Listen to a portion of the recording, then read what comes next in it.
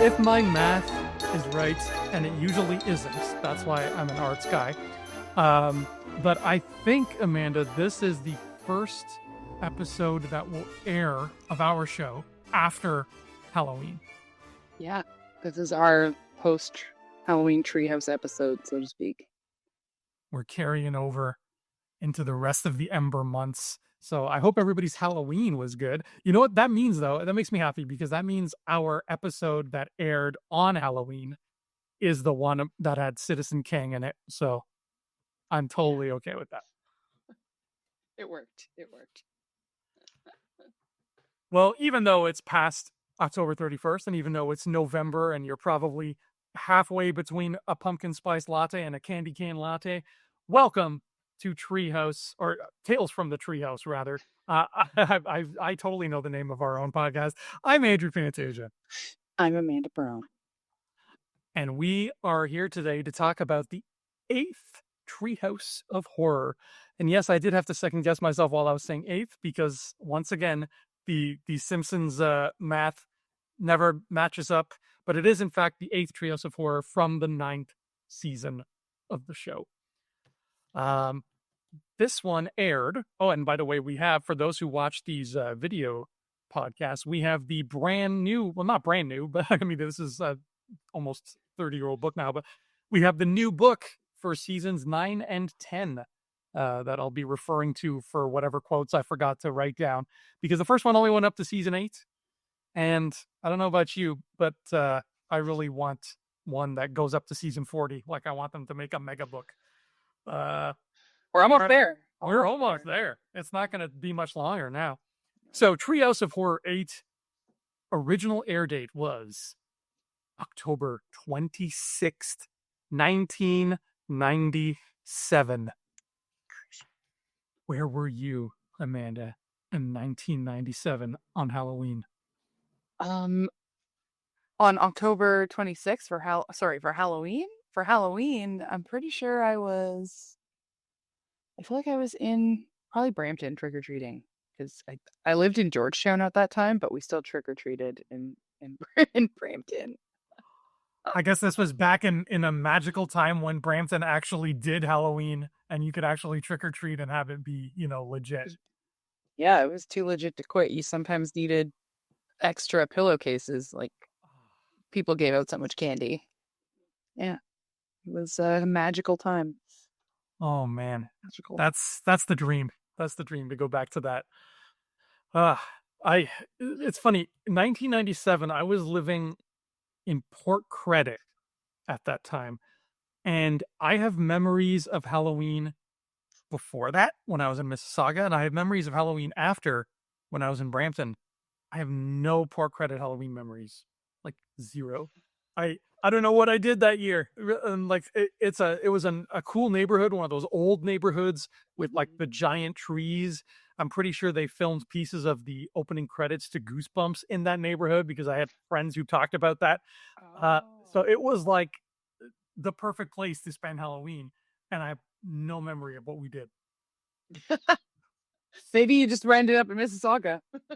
Maybe you didn't realize. Yeah, maybe that's what happened. Who knows? Or maybe like I stepped out the door to trick or treat and I hit my head, and that's just, it's all a blur. I woke up on November 2nd and they were like, "Well, sorry, kid." You just had a magical candy bar and just wiped out your memories from that Halloween. It was so good that it just rendered everything else pointless. Diabetic ketoacidosis might too touch. Well, Treehouse of Horror 8 gives us three more Simpsons horror stories, but before that, it gives us one of my favorite intros to any Treehouse of Horror, which is the Fox censor who gets killed by his own rating system. Yeah. This guy, he gets put through the paces of all the different types of ratings that a show could get, and he's a great way to just poke fun at the fact that I'm sure the Simpsons writers have to deal with Fox censors so much. If you listen to the commentaries, there's horror stories about them, but I'm sure there's, for every one story we hear, there's 100 we don't. And censors, that is a thankless job. I do not want to have to be anybody who's got to do that. Yeah, Uh, no, absolutely. But I feel like it like I mean, moderation is key, right? Like they're definitely necessary, mhm. but remembering the arena well and demographic and viewership is key. Censoring, so to speak. Yeah. Well, this Yeah. was prime time, right? Simpsons was like an 8 p.m. show. So they really had to worry about how many young eyeballs were focused on their program and then, what they would pick up. Um, and, you hear, I don't know, do you remember anybody when you were little, when like Bart Mania was at its peak? Do you remember anybody at school wearing like a Bart t shirt and saying, like, screw you, authority, I'm going to be like Bart? Did that ever happen? Yeah, my older brother was like that. But I don't know if it was inspired by or just happened to parallel the Bart story. But yeah, he was kind of like that. He's Uh, shot and like he would do stuff like they very Bart and Lisa-esque, so to speak. Your older brother owned a slingshot?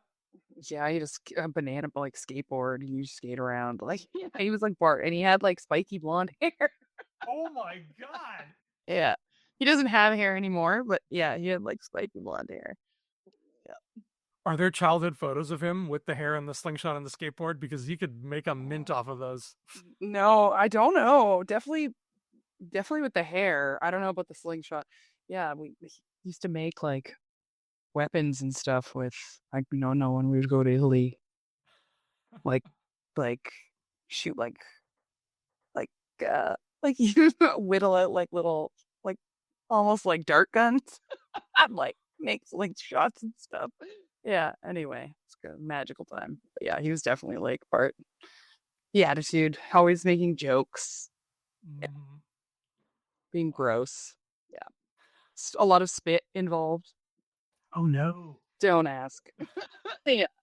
So the Fox censors would have loved him because Mm. they would have pointed to him and been like, see, it's Bart's fault he's like that. And then Yeah. they would have used that to encourage more censorship. But this censor, he doesn't get away with it. He gets stabbed in the back multiple times. Um, and it goes all the way from TVG to TV 666. Yeah. And I think my favorite is just the lack of swearing that comes out of his mouth as he's being stabbed, saying babe, like, what the fudge and Jiminy Christmas and all that. Yeah, Jiminy Christmas is my favorite. We need I to just want spin to see off it. about this guy. Yeah, yeah, I like the excessive use of like blood too.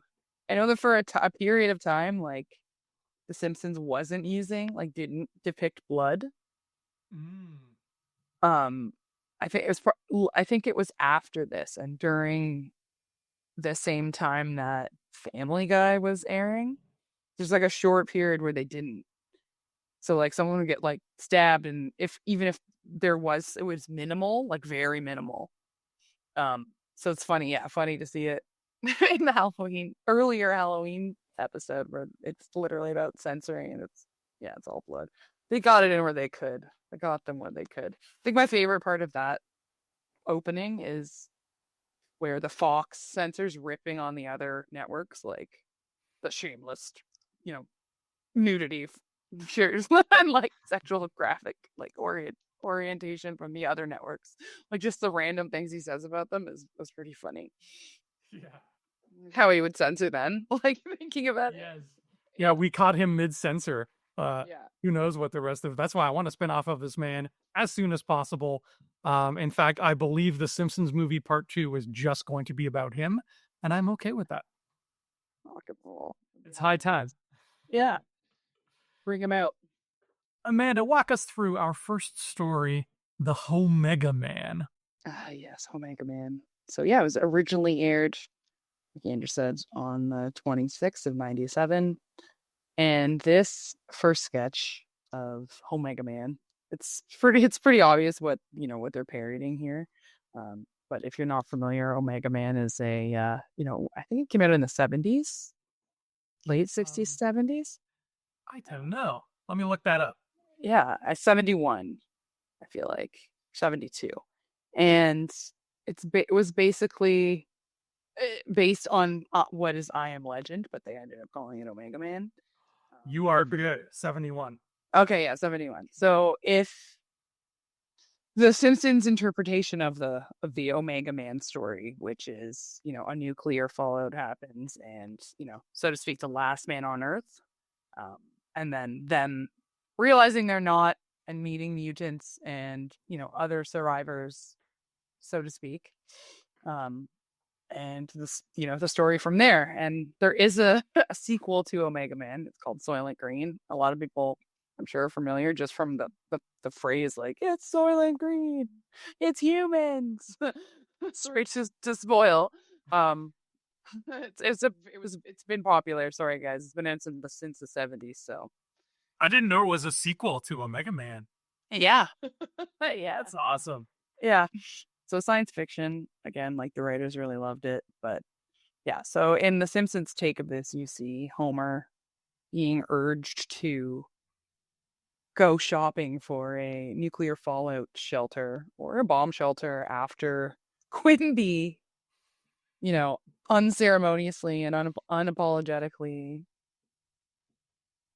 insults the French and France, and the president of France is highly insulted and ends up taking revenge on Springfield by dropping a nuclear bomb at the very time that Homer happens to be, going to purchase and shopping for bomb shelters. So he ends up surviving. And in the wake of that, it's sort of him coming to terms with being the only survivor, similar to Omega Man and Omega Man. And then, the fallout and what happens on the Springfield side, so to speak, of this, a little bit of a spin on, the original story. You see the Homer, or the main character, who I believe is Charlton Heston, the original, you know, kind of navigating the post-apocalyptic world, and then, meeting the new mutants, and, on the Homer Springfield Simpson side of things, Homer ends up going back to his house, fleeing them, and he finds out that, Bart, Lisa, Marge are still alive, and yeah, kind of goes from there into a little bit of a funny tailspin. So yeah, I think it was pretty well done, in terms of paralleling the Omega Man story. What did you think, Andrew? I'm coming at it from someone who has never seen the Omega Man. But I saw the Vincent Price movie, I think it's called The Last Man on Earth. And then the plot of that one was really borrowed with when they made I Am Legend after. Like everything with the dog and everything like that was all in there. Um, but I like the idea of stories where it's just one person and the rest of the world is gone. I always find that interesting to see what will this person do? How are they going to react? What's the world like now? Um, and Homer being the one in that situation, I think, is pretty classic, especially because they played with the concept that's so Homer, where it takes him a long time to figure out that this is the case. Yeah, he just him in traffic, like leaving. He's yelling at, having a road rage incident with Milhouse's dad. Um, Mr. Van Houten. He's like, it's green, it's like moron, and then he ends up like punching his like, mostly evaporated corpse. And when his head explodes, he's like, still got it. Like he really doesn't understand. But I think really my favorite part of the sketch is when he does understand. He's like, oh no. And he's thinking, oh no, little Bart. And it's like Bart hitting a baseball. And then little Lisa hitting a baseball. And then Marge, and she swings, but she misses. Mhm. Like that's how he thinks of Marge. And then it's like, and the rest. And they're all also like just like floating by. Like Maggie and the dog and the cat. But yeah. And the TV makes the cut too. Maggie and Steve Yeah. are equal. Yeah. Yeah. That's definitely the winning joke for me. Yeah, that's the whole baseball motif is just beautiful. It's it says a lot about what Homer thinks of his wife. Um, and I think if I remember right, Matt Groening has said that one of, if not his favorite line or joke that was ever written for The Simpsons was when comic book guy sees the nuke and said, Yep. "Oh, I wasted my life." My life. Oh, I've wasted my life. Yeah. Going like straight at him. Because Aquaman can't marry a woman without gills. That's not. Yeah. They think you live in two different worlds, Aquaman. Yeah. You did his voice very well. Good job. Good job. Oh, thank you. Yeah, I'm. I mean, I am pretty much comic book guy in real life. So, uh, Yeah. the whole idea of the lead paint being what is blocking the house from the nuclear bomb is just a fun.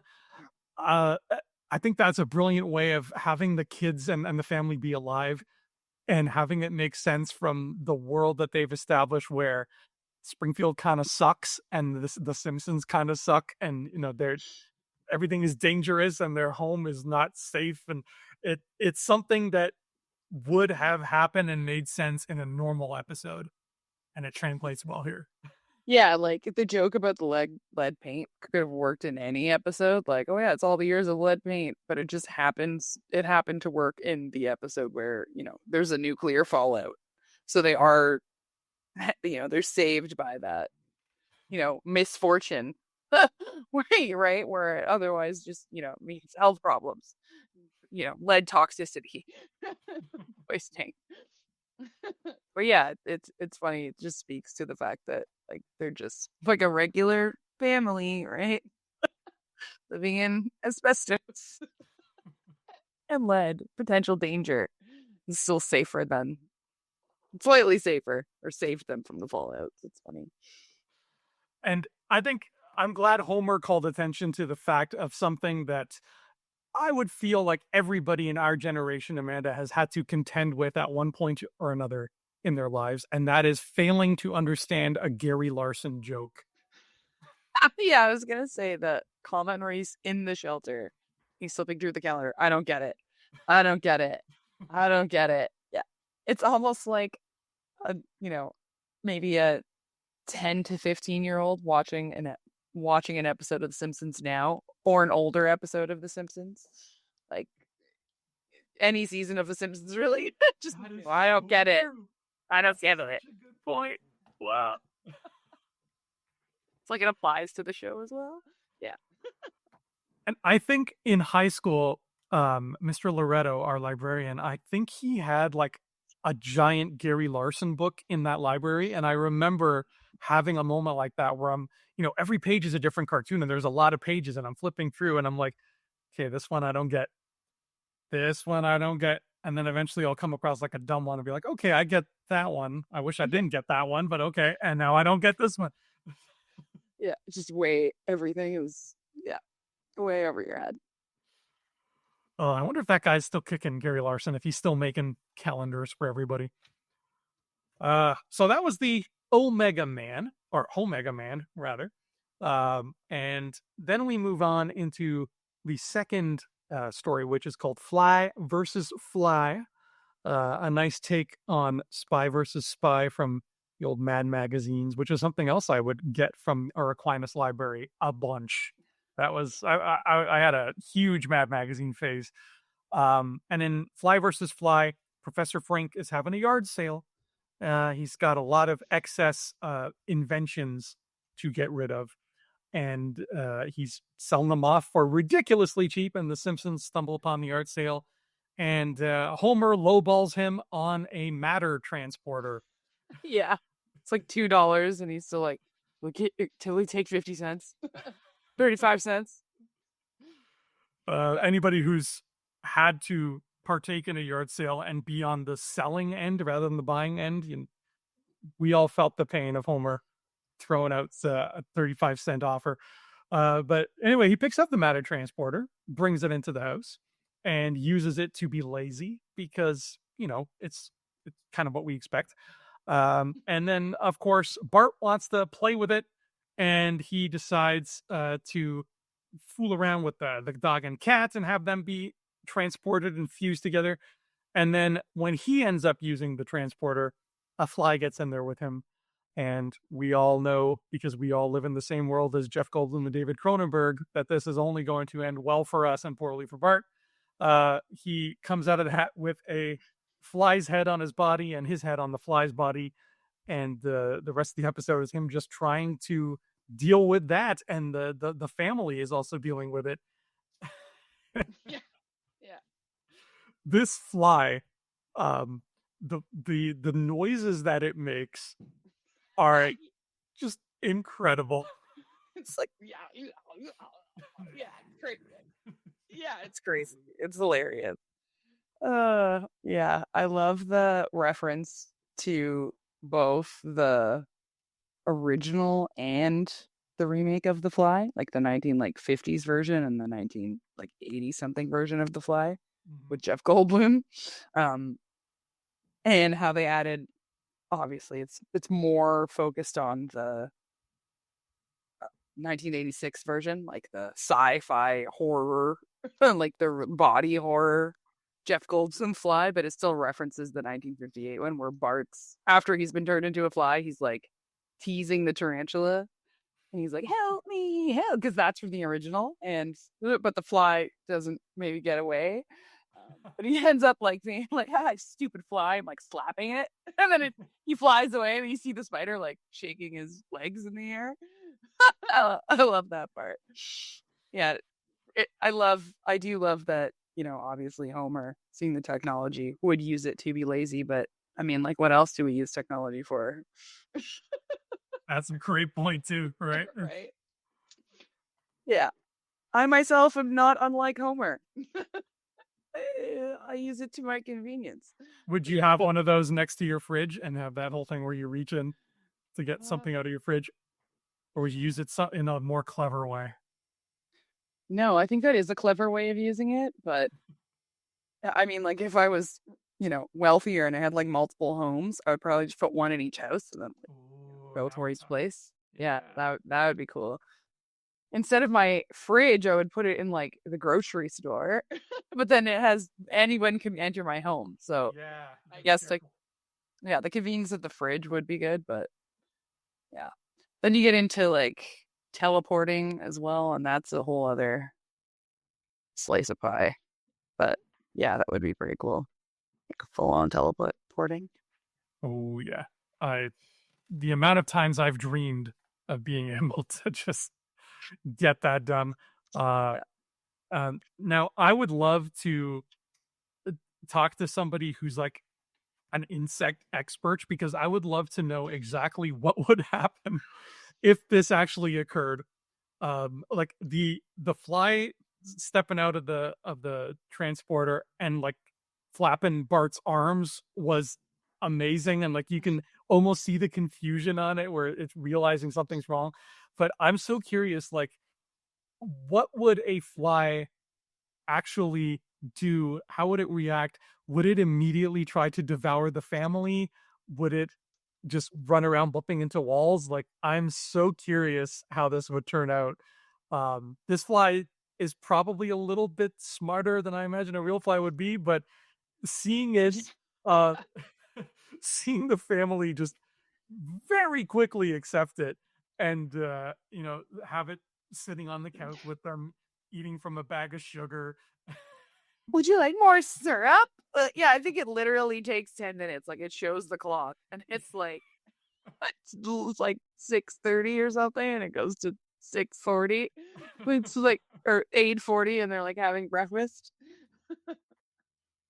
Yeah. Yeah, it's already smart enough to know that if it bangs its plate, it'll get Yeah. more syrup from. It'll get more. Yeah. And Homer kissing it on the forehead is. Like the stream. Yeah, I love that. I like how they included the like or tried to include like the grossness and like body horror aspects of the Cronenberg version of The Fly because it's Yeah. gross. And they just made it like a joke, which is fun.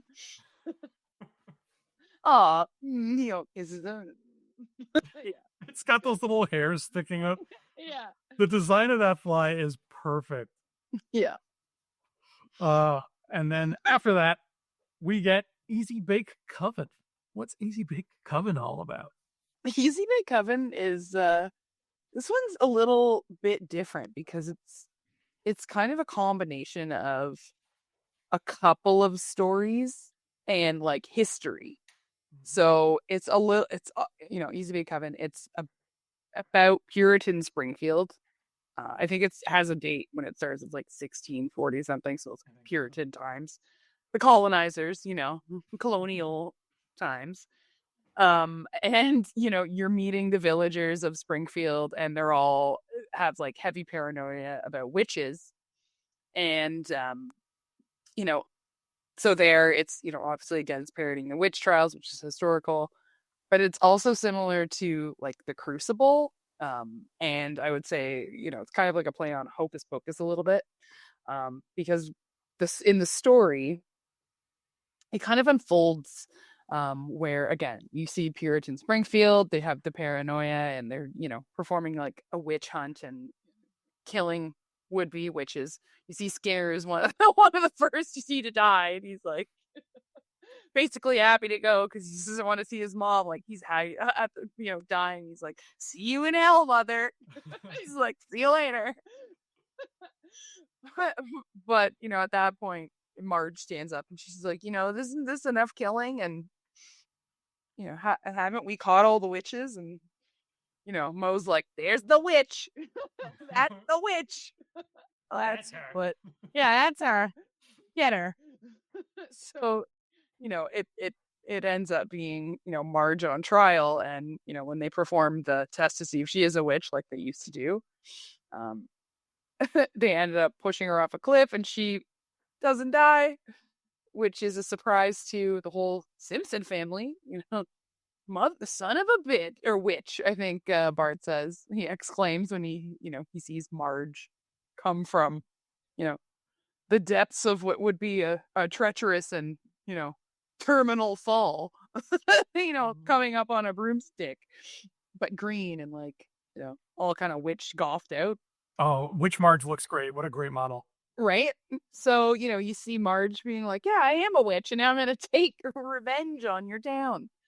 And immediately she turns her Bart or so she turns her hair into bats, which start attacking the citizens. And Homer's like, "Oh, they're in my hair," and he has done, of course. But yeah, it goes to Marge flying to her like witch's lair where her sunshine, bright and friendly sisters Patty and Selma are waiting. Um, and they basically just explain that she kind of got outed, and they start eavesdropping, and they make a decision to terrorize the colonial Springfield citizens more by going after their kids. So they start going to eat kids, and they go to Maud and Ned's house first, and she kind of convinces them to, not eat the kids. So they begin a ritual of going around scaring families for candy. It's kind of funny. Yeah. The the fun thing about this, and I didn't even realize until after I was done watching the episode, and I had to look back and dig through our other chats that we've had, Amanda, but the the whole bringing it back to the history of Halloween and the history of trick or treating and Mhm. doing all that, that makes this the first Treehouse of Horror to do any kind of reference to Halloween since Treehouse 3. Yeah. Can you believe that? Like we've gone this is 8, so we've gone 5 tree houses where they're telling scary stories or whatever, but Halloween itself is completely absent from the picture. Yeah. And that kind of hurt me a little bit. I was like, "Oh man, did we really spend all that time on the Simpsons Halloween specials without it being Halloweeny?" Um, because you always sort of assume that the two are one and the same. So I have a huge soft spot for Easy Bake Coven because it does that. It brings it back to Halloween. And I also I'm obsessed with witches and the stories of the witch trials and all of that and how all that came to be. And I love the movie The Witch because they did it so well there. Uh, Yeah, me too. yeah, that's Big fan. Big fan. that's become almost like another yearly movie now alongside Halloween. Like The Witch, you kind of have to watch it every year. Um, so and like I want more every time I see anything with like the witch trials of like colonial America. I just want more. I'm like, why is there like I was thinking today of what our book recommendation should be, and as I'm looking at my books, I'm like, I can't think of a good book that I know of, let alone own, that's about or set during the witch trials. And I'm hoping maybe when you do yours, you have one and it'll like shock and awe me, and I'll get all giddy because I couldn't come up with one that fit that theme, and I want to read books that fit that theme. So I don't know, but Maybe it'll surprise you what my book is about. It might. it's about It what might. flies would do if they fit Yeah. onto real pies. Yeah. But I do love Easy Bake Coven. It is a great punny title too, one of the most clever titles.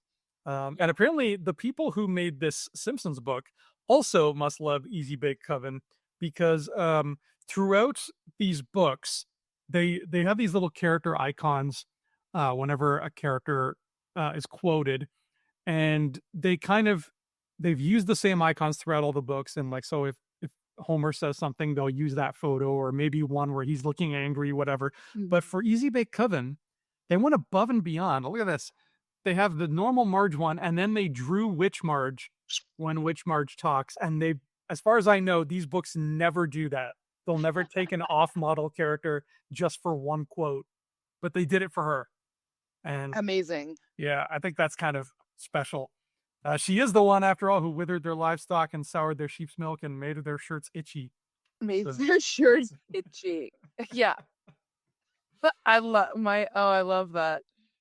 It's definitely one of my top 10 favorite Treehouse of Horrors.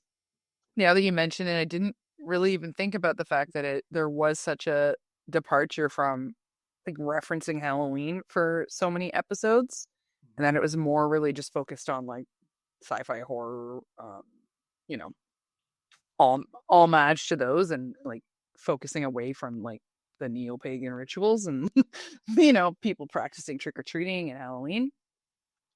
But yeah, I love witches too. I love the idea. I think they're actually like an underrated like villain or monster.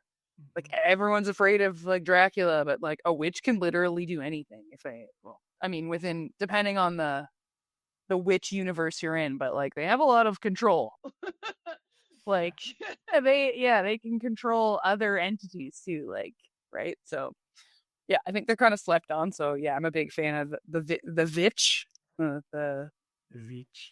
Yeah, the director is actually making Ryan Eggers or Robert.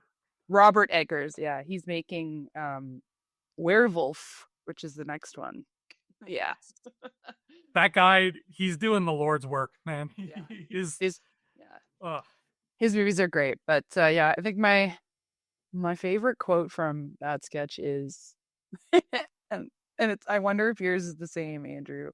But it's where Maud is like, it's right after like Marge is turned into a witch, and like it shows everyone like hiding because they're afraid, and like Maud and Ned are in their house, and Maud is like so concerned. She's like, "Oh my God, Ned, what if they make us do like they may force us to perform wanton acts of carnality?" And Ned's like, "Yeah, I'm at like that'd be the day or something." Like just like, "Oh yeah, terrible." And she's like, "Ned," like, oh no, poor Ned. She's holding out on him. yeah. Yeah, that was a good one. My favorite quote from Easy Bake Coven ended up being, there was a lot of them, my God, but I grew up watching Bewitched a lot with my Oh yeah. so when Marge goes to her sisters and they're like, he Yeah. finally left Derwood. Yeah. Yeah. I had that here too. I love The Witch. I grew up watching it. Like, yep, Derwood. Love the Bewitched reference. A lot of people would not get that. Yeah. Especially now, they would not. Like, nowadays, nobody born after guaranteed, even like 1995, even maybe, or 97 when this was born, probably wouldn't get it. Like, you would still need that extra couple generations of Yeah. people, right? Like, yeah. That joke is, it's a long walk, that joke. Like you gotta not only you got to know the show, but then it does that thing to you where it makes you think like, wow, they've had this relationship with Marge where they knew her husband and they incorrectly got his name. Like there's this whole backstory to that joke, Yeah. and like all the layers of it. Yeah, there's no way. None of my students, if I showed this to them, none of them would be like, "What is that? What's a Derwood? Who's a witch?" Yeah. Yeah. Yeah. I heard that because I'm a big fan. I don't know if you've ever played the Assassin's Creed video games. Mm-hmm. Mhm. Yes. That The West. yeah, one of the best. It's one of my favorite gaming series. They used to really care about the story too. Yeah. They're kind of fallen out of vogue with that, but they're great at showing you or like dropping you rather in a time period and just having you there. And apparently the next big one they're making is Central Europe during the European witch trials. Ooh, And that's that's cool. that's like what I've been waiting for from this franchise for a long time is something not that. So. That's that's actually really awesome. I didn't know that. No, I'm a big fan of Assassin's Creed. I love Altair. He was like my favorite. Oh yeah, that's He's the the first first. guy. Yeah, man. Yeah, he's the best. And I used to have a big like Ian. I used to have like a big Assassin's Creed flag. I mean, I feel like everyone had them because I used to give out the game, but I had like a huge one because I used to work at Best Buy and they had big like had one or it had a bunch of them, and I just was like, oh, I'll take one. I don't had it in my room. But yeah, it's a great game. If you're a fan of first person like uh like sneaky style, um, it's not a shooter, but it's a fighting, it's an adventure. Like you do tasks, you do like missions. It's a combination game, so it's kind of fun, right? Mhm. They have a really really well made world depending on the story or like the game, like you said, like it really drops you in like a magical historical adventure. So you get to see a lot of what was probably historically accurate at the time of Yeah. wherever the game is set. So yeah, it's definitely a fun game. Good to know. And you and I are both Italian, and the fact that that franchise gave us two games where we could like bop around Renaissance Italy, like, come on, it's I got Yeah. to climb the Parthenon and the Pantheon. Imagine if you did that now, right? Wow. Oh, I'd be in every jail in Europe, but it would be Yeah. Yeah. I'd be on Interpol's Most Wanted. But that sounds kind of cool. That's like the sexy side of crime to be on Interpol's Most Wanted. It sounds like ooh It's way more I feel like debonair or yeah, yeah, mm, like they would send James Bond. classy. Yeah, it's classier. Yeah. Yeah. Then oh, if all of Peel Police is coming for you. They're OPP. Yeah, the Interpol. Yeah. Plus good bands. Pretty good band. Yeah. So that was Trios of Horror 8.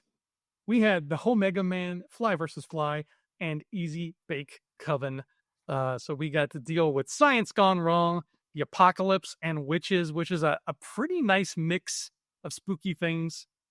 And like we said, to end things off, they ended with a story that is very Halloweeny, which made me happy. Um, so we have here or rather, I have here my rankings. I'm sure you've got your rankings as well. But do you have a favorite quote or moment overall, Amanda, for the whole episode? Yeah, I do. It's definitely like little Bart and the baseball. And then Marge missing. That's my favorite part. And Mo being like, she's the witch. Those parts. Those are my favorites for sure. Uh yeah. How about you? Oh yeah. Yeah. I got pretty close with Derwood. Um, Yeah. I totally forgot that joke was in there, and when I watched it, I was like, I think I shot water out of my nose. I was like, oh my god, Derwood! But I think the one that really hit me this time was the specific setup is, the fly was eating out of the sugar bag and it wouldn't let Homer take any. Um, and then the Bart fly came in the room, and so the fly monster started chasing him. And then there's just a quick cut to Homer back on the couch with his hand in the sugar bag. Get him, boy! Smash that fly! I love that. Shit, boy. Flash that. Show him who's boss. Yeah. He's eating his sugar. Yeah. He's stolen his sugar and he is cheering him on. And it's just a recall to the sugar episode where Homer gets the pile of sugar and then it rains. He loves sugar. Oh, by the way, I don't know if you've seen lately there's been a Simpsons meme that's been really taking off. And it's been the joke of, I can't remember what episode it was, but there's the episode, I think it's like season 4 or something, where Mr. Burns is in his car. He's sitting in his car in a parking lot, and Lenny walks by drunk, and like he kind of freaks Mr. Burns out. And then Lenny does that thing where he turns around and he gives Mr. Burns a thumbs up and he goes, eh, and Mr. Burns kind of freaks out. Yeah. That has become this meme where I'm seeing everywhere.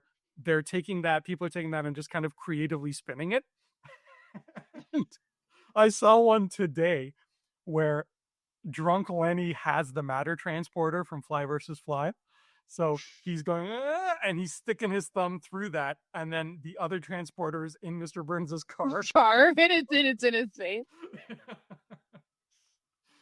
Oh, see, we're getting really creative with it. So it's time to rank these 3 stories. Amanda, what was your third favorite story? My third favorite is 100% the Fly versus Fly. And it was hard for me to rank these ones because I thought all of these ones are good. This is one of my favorite episodes. It's one of the funnier. Like all of them have a like all the sketches are good in this one. There isn't one where I'm like, oh yeah, definitely this one is the last one. I only say 100% this one because I love the whole Mega Man, like I said, like the baseballs, and like the Quimby being the reason, like for all that. So yeah, and again, we're talking about Coven. He's a big Coven. Yeah, it was hard, but definitely the third is Fly versus Fly for me. It's hard, but yeah. This is a tough one. I actually have. This is going to be a very different list. I have the whole Mega Man in the bronze medal here. I knew it. Yeah. I like the whole Mega Man. I think it's more interesting in the beginning, and then once they just pull out the guns and start shooting the mutants, it just kind of gets very chaotic. But like the story is fun. The setup is my favorite part. Like why this new kid Springfield, and I'm that shot of those French delegates all laughing. Oh yeah, like oh yeah, that was great. I mean, there's pure gold in there. It just it's the story that I'm just the least entertained by because the other two really they swung for the fences for me. So yeah, Omega Man's my number 3. No, I think that's fair. See, I'm not a big fan of the movie The Fly. Mm-hmm.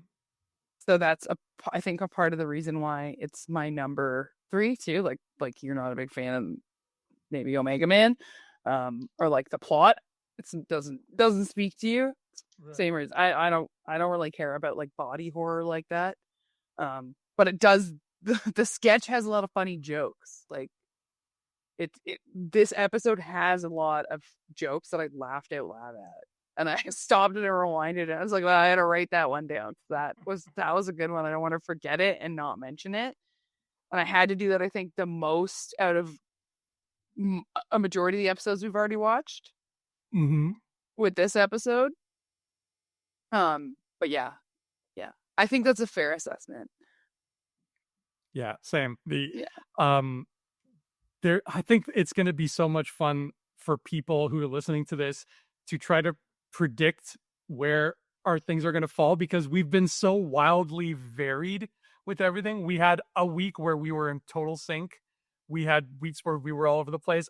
I feel like this week we might actually be a little bit reversed, Maybe. completely reversed. I don't know. So, um, Maybe. it's funny to think how like anybody trying to guess like we're not predictable is what I'm struggling to say. Like Yeah. we're really good at just we're gonna throw people for a loop with every ranking we do. Good job, Amanda. A good job. You gotta keep them on their toes. Variety is the spice of life. No, but it's nice to see like you have different things you just happen to prefer and things you find funnier maybe, which is great, right? Mhm. But I feel like we still mostly have the same opinion on a lot of the just the episodes overall. Obviously, we're doing this podcast, but yeah, it's interesting to see. Um, I think for your number two, we might be the same. Well, we'll all probably be different, but I Well, feel like let's our see. number one will be the same. Let's see, because I have a feeling we went completely opposite, which would be really fun. What's your number two? So my number two is Omega Man. Oh wow. Okay, all right. Yeah, it has my favorite joke with Mart and Lisa and Marge swinging the bats and Marge missing. I have to add that. I love that that's the joke there. Yeah, she's this one. Yeah, the loud miss. Showed out at Jays are in the World Series. Hey, they did it. Hey, they did it. But yeah, no, like I think the sketch is funny. Like it has like a few other funny jokes, but no, I have my number one is Easy Bake Oven. So, but we'll talk about it. We'll talk to it. Wow. All right. So my number two was Easy Bake Coven. Yeah. Oh, It it really these two and one they just kind of came down to just what was making me laugh harder the day that I rewatched this here. And Easy Bake Coven has a lot of great jokes. And there's something about it that for better or for worse, I don't necessarily see this as good or bad. I just see this as what it is. But there's something about the Easy Bake Coven sketch which feels like a modern Simpsons sketch, whereas the other two feel like classic Simpsons. And I can't even quantify that in any kind of way that would make it make sense. There's something about I don't know, when I see Marge fly up and Bart's like, "Well, I'll be a son of a witch," and that yeah, about all that stuff, and them in their pilgrim costumes, something about yeah, that feels to be like modern Simpsons. And again, I don't look at that as bad or good. I think that's just an interesting thing to bring up here. I find it a really solid um take on the witch as a monster because like you said people sleep on the witch as a monster, and they've given us vampires now, they've given us a Frankenstein kind of thing. I don't think we've had mummies, definitely not yet in what we watch. I don't even know. yes, Wiggum they have. Yeah, well, Wiggum saw it too, that nobody has mummies anyway. They've destroyed the Egyptian Wiggum since the Springfield Museum, right? Yeah, no, I don't think they have. I think that's later on. Like they do the Office monster Oh. parody and the mummies in there. But yeah, I don't think they do. That's a good point. Some of the like classic black and white 1950s like original horror monsters. Yeah, I don't think they have. Yeah. But yeah, it's nice to see a witch. And having Marge be the witch is great because Marge always she tends to get the short end of the stick when it comes to a lot of just the crazy writing that The Simpsons does. She always has to be the voice of reason. So it's Yeah. to just see her let loose and in turn see Julie Kavner get to let loose and be a witch. Hmm. It gives us the great line about you finally left Derwood. Yeah, finally left Derwood. I feel like Marge also had a really good joke in the Fly versus Fly sketch where they realize that the fly is parts of fly, and somehow whatever their DNA's crossed, and and Lisa and Marge is like, yeah, we figured it out. Like, Lisa, you're not the only one. Like, relax. Yeah, like it's pretty funny. So your number two is. Oh no, sorry, you already said your number two. It's the whole Mega Man. Yeah, So your number one is easy bake oven. Yeah, Easy Big Guns. yeah. Nice. I thought it was funny, and obviously I like witches, and it's not a parody, which is what I like about it. It's not like fully a parody. Again, it's kind of like the Crucible, witch trials, a little bit of like hocus pocus because it's three witches and they're like trying to eat. Yeah. And it's on Halloween, technically, right? Because it's about how the tradition kind of started for them, and it ends with modern day the Simpsons family trick or treating, and I think that might be why it reminds you of maybe a more like a newer episode. Because just the way that it wraps up the end of it, it's like a happier ending, kind of. And in Yeah, it's maybe. just like trick or treating, like so that could be why. But I think just in general, I don't know what it is about that episode, and maybe it is to your comment on how they skipped Halloween sort of being a theme of the Treehouse of Horror in the sketches, that it brings it back to it, and it's like, oh yeah, it is like a family, and oh yeah, it is Halloween, it is about like trick or treating, like, and that is a big part of it, not just the horror part of it and the sci-fi aspect. So I think that's why I kind of like that sketch. It's a little Yeah. different. Yeah. And it tying it back to the holidays so nice. Yeah.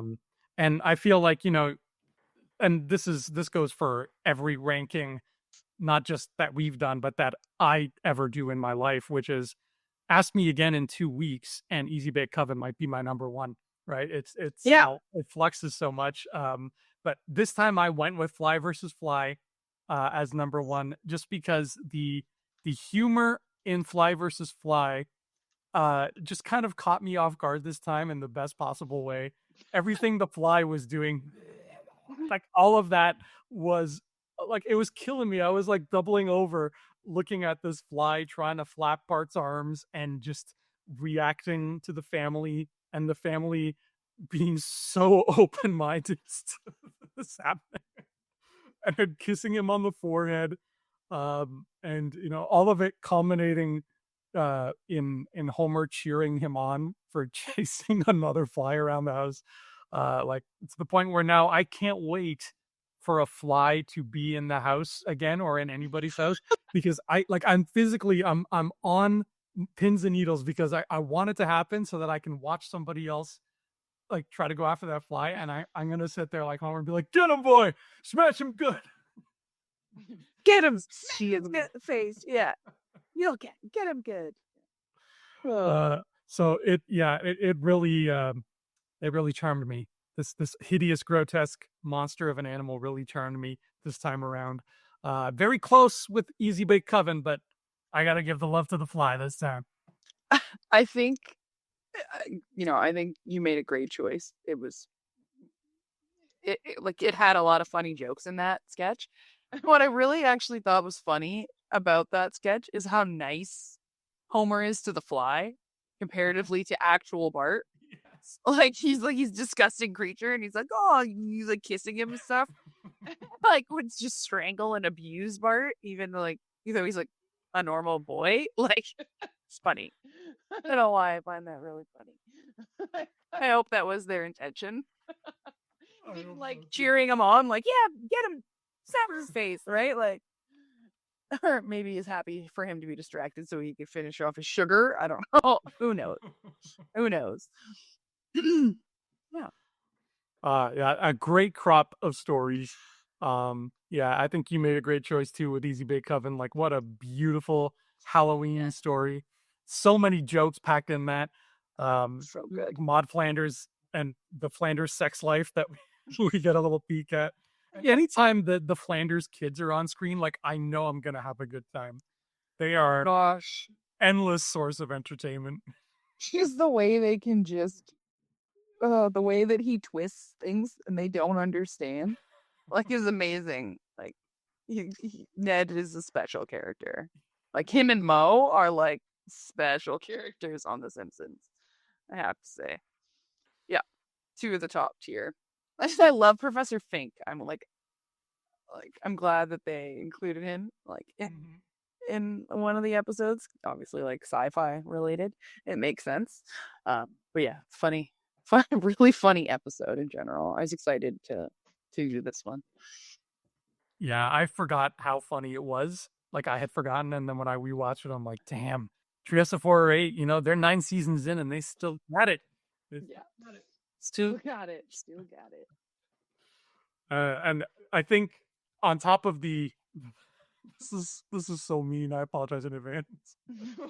On top of I can't wait to cheer on somebody for attacking a fly. Next time I hear that a relationship ends, I'm gonna say, "Oh, you finally left Derwood." But whoever you say it to won't get the No. reference. Yeah, Oh man. that's funny. That's funny.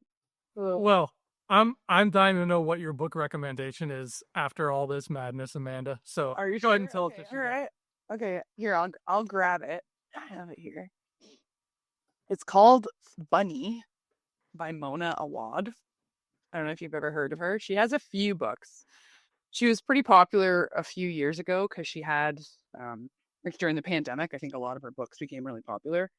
But this one, I think, was the most interesting. Uh, I thought it's sort of like the way I would describe it is like a darker, more collegiate version of like Mean Girls with some Ooh. supernatural elements to it. Oh, that's cool. Yeah, so it's all about a girl. Her name is Samantha, and she gets like a special, like a scholarship to this school. It's like a fancy school. I don't think they say the name of the school in it. It's like it's like an elite school, Mhm. but basically, and it's broken into parts, which is kind of cool. It's like part one, part two. So it's basically like her as from the outside looking in at this group of girls at this like school that she's in, um, that are sort of like again like Mean Girls. There's like a group of them, um, but they call themselves and refer to themselves as the bunnies. So like, oh bunny, and that's how they talk to one another. So at first she's like, oh, like, and she kind of is an outcast, right? So because she's new, um, s yeah, sorry, it's a fictitious university. I'm just recalling, or uh yeah, or the prestige, or a random university. I don't think it's real. But basically, her and this other, I guess outsider that she kind of befriends start off by like mocking the group of girls, obviously from a distance because there's a bit of jealousy in their popularity and maybe their lifestyle and their affluence. And then she gets an invitation from one of them to like come and hang out with them. Mhm. And then it kind of goes from there. And it's not what you would it, the supernatural element to it is, I would say, very similar to like witchcraft and witches, but it's not in the way that you would think the story would kind of progress or spiral. Um, so it's very different, and I would recommend it to people who want to read a story that again they can't predict where it's going. That's the best, right? Yeah. So telling you, oh, it's kind of about like, Mean Girls, but it's supernatural, you probably think it's just a plain like, oh, they get into witchcraft and oh, oopsies, we summoned a demon. Like it's not what it's about at all. Oopsie poopsie. Like it's not the story at all. It's like completely original in what maybe you would think of with like a coven of women and dealing with the supernatural. So it's cool. And it has a lot of themes again of like pressure and like isolation and what's cool about it is it's another one of those books that ends and it's more open-ended. So it kind of leaves you to decide whether or not you think what happened, or you know, it was hallucinated. Like, was it a dream, right? Like, what happened? Right. So it's, yeah, no, it's good. It leaves it up to the reader in a way, in certain respects. So yeah, That pretty cool. sounds really neat. Bunny? It's called, can we see the Yeah, cover in here? it's called Bunny. Bunny. Very cool. Yeah. Uh, Anybody who knows me knows that not only am I a huge Mean Girls fan, but like Gretchen Wieners is pretty much my biggest crush in Hollywood and have been since 2004. So anything that's even close to that, I'm on board. That sounds like a lot of fun. It's Um, fun. It's and different. yeah, I like the sound of like something where I'm not going to be able to guess where it's going. Kind of like our rankings. Hi. And the idea of taking a familiar concept and making it horror is just that's always been fascinating to me. Yeah, So yeah. yeah, I like this a lot. And I it's funny because you as you were talking, you mentioned like you think it's gonna go witchcraft, and I was already not even thinking like anything. So the fact that it's it's going to be even more of a surprise than what I would have thought, as I'm already like, Yeah, cool, I'm sold. yeah. All right, great pick. I went with something here, and I know for a fact, Amanda, that you have read this because I remember you brought it up once too. Um, Okay. but I went with something. I was trying to rack my brain for something that kind of fit the theme, um, or just thematically just fit somehow, and I went with "We Have Always Lived in the Castle" by Shirley Jackson. Um, Yeah. very spooky, atmospheric book. And Shirley Jackson is like in my top 5 favorite authors. I love her. I think she's awesome. And I went with this because it's not about witches, but it is about the concept of someone thinks someone else is evil and they're trying to prove it. And there is, there are mysteries to be solved in here. There's a lot of macabre things happening, and it's really hard to talk about without spoiling. Like I'm struggling to really, but it is about these two sisters who live together, and their parents are dead. When we meet them at the beginning of the book, they have no more parents. They're just living together with their uncle, I believe, who is very elderly and he's in a wheelchair. And you get the sense pretty quickly that the town doesn't love these two. And as you peel back the layers, you find out why. And most of the story is set in their house, which is not a castle, but it's just sort of a spooky old house, which I love. Like anytime you set a story in a spooky old house, I'm like, yep, I'm already waiting in line to consume your tale. And they actually made a movie of this that wasn't too shabby. I checked out the movie and I liked it, but obviously the book is leagues ahead of it, and you are you're in for a treat when you read "We Have Always Lived in the Castle." You're in for a treat when you read Shirley Jackson, period. But and it's not that long, so you can breeze through this in no time flat. So there we go. Amazing choice. Excellent pick. Thank you. Yeah. Yeah. Such a great book. Did you see the movie that they made? I think I've seen a version a while ago and I didn't like it.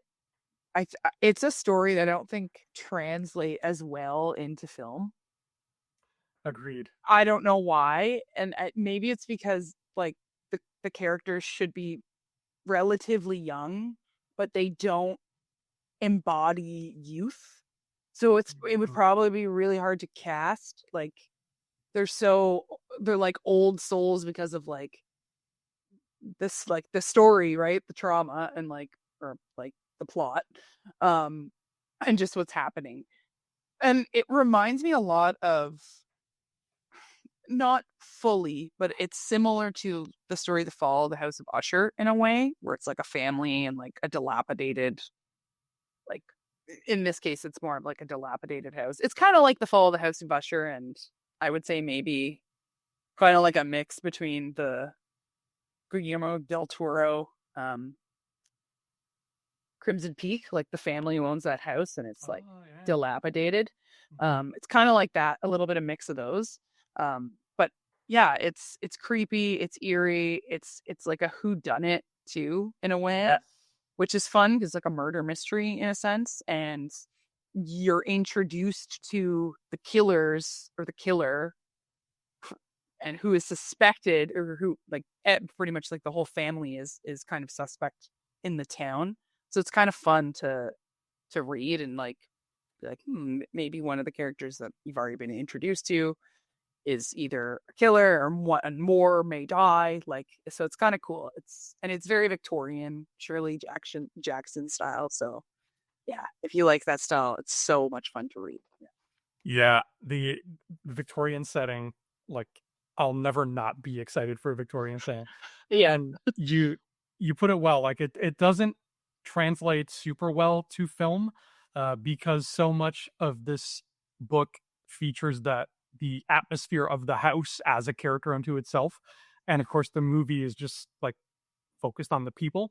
So if you really want to, get like drenched in what the house is all about, then yeah, definitely don't rely on the movie for that. But George McFly did play their uncle, so that's kind of fun. Crispin Glover's the best. Yeah. So weird. What's this creepy Thin Man and the Charlie's Angels Oh yeah. crappy remake movies? He was The, good in them though. just that cartwheel through the fence. I just remember that. Yeah, they all do cartwheels through a bunch of shit in those movies. That's for right through the point of the movie as well. Wait, why does this work? No, whatever. Quick, get a shot in Cameron Diaz and Drew with some Pepsis or Coke, whoever the sponsor is.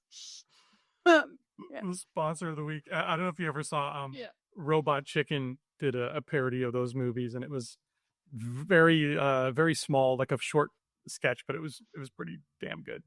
Uh, Look it up if you haven't seen it. It's great. Well, that will be our episode of Tales from the Treehouse. Um, yeah, we did it. We got to episode 8, and we got to November, kind of, sort of, even though when we're recording, it's not November yet. We like to bank these people.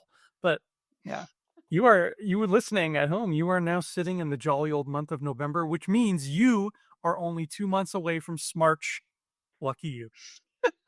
Stupid smart weather. Stupid Smarch weather. But you know what else is happening in November, Amanda? It's kind of a big deal. It is. I know what's happening. Do Mm. you want to tell them? I think you should. Well, She- yeah, I think I should. My newest book is out by the time you hear this episode, and it's available on Amazon. It's called Gin Dependence. I would hold up a copy to show on the thing, but my mom is actually reading my proof copy right now. She's helping me proofread. I'm starting from the back. She's starting from the front. That way we can cover as much ground as possible because typos are such a pain in the ass. And unfortunately, it's really hard to catch them on a computer. You really gotta have the paper in front of you, and then you notice typos you never noticed before in your life. But yeah. hopefully, by the time you hear this, we'll have taken care of all of them, or at least 99% of them. It's like plaque. You can't get it all. The dentist will tell you this will eliminate 99%, but there's going to be something between your teeth, and we're going to cover our butts now and say that, it's not going to be gone. But Gin Dependence is the most personal novel I've ever written, and I'm really excited for people to read it. It's the story of a Jin who gets freed from his lamp, and he embarks on an odyssey to find himself because he has no idea what to do with a life now that he has one. Amazing. Yeah. Thank you. Yeah, I'm excited. Don't forget to post the link to where people can get to it when we post this. So everybody look at the availability down below. Yeah. See, I should get Amanda to do my marketing because I always forget crap like that. Yes, I'll put a link below. You'll be able to get it in an ebook and hardcover and paperback. And hopefully I will get myself someplace quiet enough to record an audiobook because I know a lot of people like that. And I'm okay with voices, so I just need, 200 cases of water and someplace with no noise, and I can have that shot out in about 20 hours. We'll see what we can do. I have faith in you, that's for sure. Looking forward to reading it. Excited. Thank you so much. Yeah, I'm looking forward to people reading it too. Can't wait. Well, that'll do it for Tales from the Treehouse. Thank you so much for listening, everybody. Until we meet again, don't forget, don't blame us. We voted for Kodo.